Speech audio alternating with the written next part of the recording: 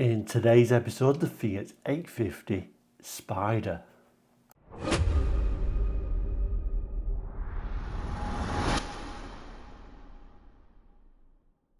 Hello and welcome to Quarterlight, your car brochure channel, the channel that gives you car brochures from around the world for the 60s, 70s, 80s and 90s. Really a very niche subject, but if you're interested in cars, car brochures, just taking you back, these memories that these cars bring you, then please do consider subscribing. It is all completely free. Anyway, last time we looked at the 850 Coupe, so this time I thought we'd look at the 850 Spider as promised. So let's have a look at that one now. So here it is, the Fiat 850 Spider. So this brochure is going to fall in a very similar range years as the Coupe. So we're going to say it's around about 67 as well, as it seems to be in a very similar style. The 850 Spider came out at the same time as the 850 Coupe, 1965, and then by 1968 they revised it with a slightly larger engine, so this is before that, so we're going to say 67. Anyway, this brochure, as a lot of people have noticed, has been translated directly from Italian like the 850 Coupe, so we might see some unusual wording. But anyway, let's open the brochure up. As I realise what terrible camera work that was at the start. Sorry for not including the whole picture. There it is.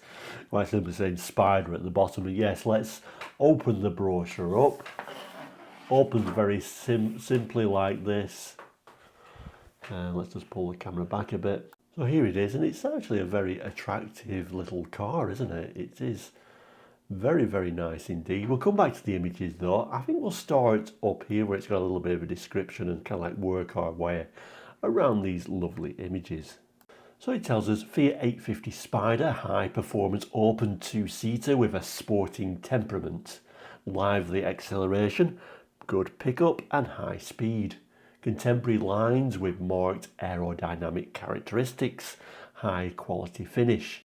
This specialised vehicle offers all advantages of derivation from a successful large-scale current production model and all the service advantages that go with it. Engine power output 54 horsepower SAE with 931 compression ratio. Maximum speed over 90 miles per hour. Disc brakes on the front wheels with self-centering drum brakes on the rear. And it says 5.5 or 13 tyres on wide base rims. Below that we have this little Fiat badge, and I think it's the same description actually that was on the last brochure. It says this emblem recalls for the latest sporting 850 of today the Fiat models of the 20s sports and racing cars which triumphed on race circuits and in international competitions of the time in Europe and America, in the hands of the famous drivers of the day, and carried the name of Fiat to universal fame. Then going back to the main image, it is a very little attractive car actually, very unusual with those pronounced front headlights and the smallest of small bumpers that you've ever seen. I can't imagine there being very much crash protection on there. But overall, what a lovely little design. And obviously people there enjoying it ever so much. There is a little bit of a description here. It tells us, hood of an entirely new conception. When folded, it is completely concealed. A hardtop is available on request, with or without the supply of hood. And there they are, so you get a colour matched hardtop if you ask for it when you get your car, so I'm sure that's quite a rare little option there as well. I think actually the rear of it is my most attractive angle. I just love how that little tail is designed, and that again ever so small little chrome bumper there and the square number plate on the rear. I think it is a lovely little design actually. And then a look from the top, and a reminder that these 850s are a rear engine car, so all your luggage going in the front there. It describes it as ample baggage space beneath the bonnet. I think ample is probably pushing it a bit. Further space behind the seats when the hood is raised, or in the hardtop version. Then we've got a little bit of extra space, which is where your hood would normally fall down to. And when I pull the camera back again, I can show that it actually reveals that this little flap opens. And we've got a bit more images there, so a little bit of an interior shot. Actually a really nice dash on these. I think they changed them up for the Spider a little bit. So first of all, let's just zoom in at first at that top image. Gives you a little bit of an idea how that's set up. Wouldn't have been a lot of room. These are very small cars actually, but still an attractive little package. And then like I say, the dash is the most attractive of all these 850s, I think. We even got a little bit of a rev counter on this one as well, and these little wood touches. But I think that's a very nice, attractive place to view, because really if you own the car, that's what you're going to be looking at more than anything else, isn't it? And I think it does really suit the car. There is a little bit of a description. Telling us roomy and welcoming interior with seats of special design. Fully equipped dashboard. The instruments are reclined to prevent reflections in the screen. Restful and safe driving position. Plus Fiat service dependability. Fiat service is always on your road. Wherever Fiat cars go, Fiat service is ready. An organisation, men, tools, equipment, specialising in making certain that your vehicle is constantly at the peak of its efficiency. The men. Fiat trains the numerous service personnel to the highest standards necessary in the Fiat Central Service Training School in Turin and in numerous branch schools in the principal overseas countries. Tools and equipment, these are of the most modern design to ensure maximum speed and efficiency in service, not only in the repair field but also by providing inspection and checking equipment, thus preventing premature wear. Fiat service guarantees economy for the customer, repairs at fixed prices, standard spare parts prices everywhere. Speedy assistance by mobile workshops. Central distribution point for the world is the imposing Fiat Ricambi factory in Turin. The power of Fiat service, about 9,500 service points in the world. And then we turn to the back page and we got this sort of like x-ray image of the car, which we'll start with, and then we've got some technical specifications. But let's start up here. So first thing to notice is the unusual spur wheel where it's flat to the floor in this one. So it can't be too deep for luggage space in there, but we can see the battery and the suspension setup and those disc brakes. Moving the camera manually kind of gives you an idea of how much space is inside. And then we can see how that engine and fuel tank is positioned. So then technical specifications, and as you can see they're tiny, so I will have to read them for you. So it starts by talking about the integral construction body, and I'm not going to read it word for word because a lot of it's just dimensions, but give you an idea what's on the turning circle radius was like 14 feet 7. And then engine, and I do apologise, this is tiny writing for me to read, so apologies if I do slip up, but 4 cylinders, piston displacement 843cc, so the same as the coupe.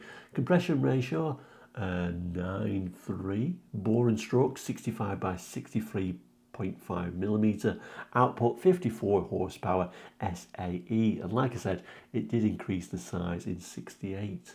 Cast iron crankcase, aluminium cylinder head, free bearing crankshaft with hardened journals, overhead valves, dual barrel carburetor, cartridge air cleaner, mechanical diaphragm fuel pump, forced lubrication by gear pump, centrifugal oil filter, cooling system, centrifugal pump, promoted circulation of a permanent type antifreeze coolant mixture, cooling circuit with translucent expansion tank, plastic axle floor fan, cooling temperature adjusted by thermostat, key operated solenoid starter, oil vent fumes and blow by gases, recirculation system, power plant mounted at rear, of course, like all these 850s, little 850 Fiats.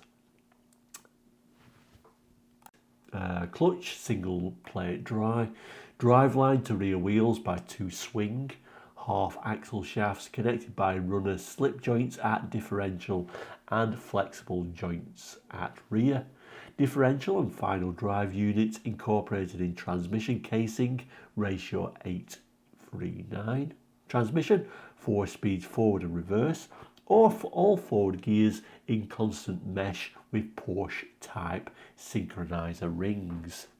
Steering by worm screw and helical sector, steering post with 2 universal joints, steering linkage, articulation lubricated for life, front suspension, independent wheel by transverse mounted leaf springs and hydraulic telescopic double acting shock absorbers, stabilizer bar, rear suspension, independent wheel by coil springs and hydraulic telescopic double acting shock absorbers on swing arms, stabilizer bar, brakes, hydraulic service brakes by disc at front and drums at rear, mechanical operated parking and emergency brake acting on rear brake shoes, wheels, steel disc, fuel tank located at rear between engine and passenger compartment, capacity 6.6 imperial gallons.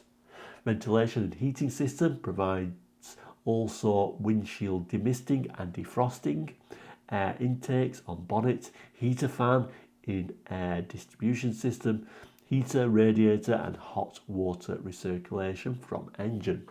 Electric system, 12 volts, 360 watts generator, 53 amp hour battery, speed over 90 miles per hour. Now the very small print below that is what all brochures say, you can change things at any time and without notice. At the bottom there, Fiat Press and Propaganda, edition number 2258, printed in Canada. So this is slightly different than the coupe we looked at, because that was printed in Italy. So this looks like this may have had a little pointing hand in Canada for the final printing, where this particular brochure would have been from. Actually, this is a Canadian brochure. I don't know how long these would have lasted in the harsh Canadian climates though. The only thing on this brochure that we haven't looked at is this little word on the bottom right here, CanTrack. No idea what that means. There we go, another day, the end of another brochure. The lovely Fiat 850 Spider. Do you remember these? What beautiful little cars they are. I'm sure the problem was rust, unless you lived, of course, in a very warm, sunny climate. Italy, I'm saying. Anyway, thank you so much for watching today. Please come again soon. If you remember these, like I said, do jot it in the comments, or anything they jot in the comments. I always love reading everyone's comments, and the regulars in particular. Very enjoyable to read, so keep them coming. We'll end, as we always do, by saying, please do consider subscribing. It is all completely free. You'll never be charged to be a subscriber. It keeps you in touch with the channel. Lots and lots of videos actually on course, like over 800. I think we may be even approaching 900 now, so I'm sure there is lots for you. If you did miss the Fiat 850 coupe brochure, I'll do a little bit of a link to it here, and then probably a little bit of a link to all the Fiats I've done so far. But thank you so much for watching today. Please do take care. We'll see you again very soon. All the best and goodbye.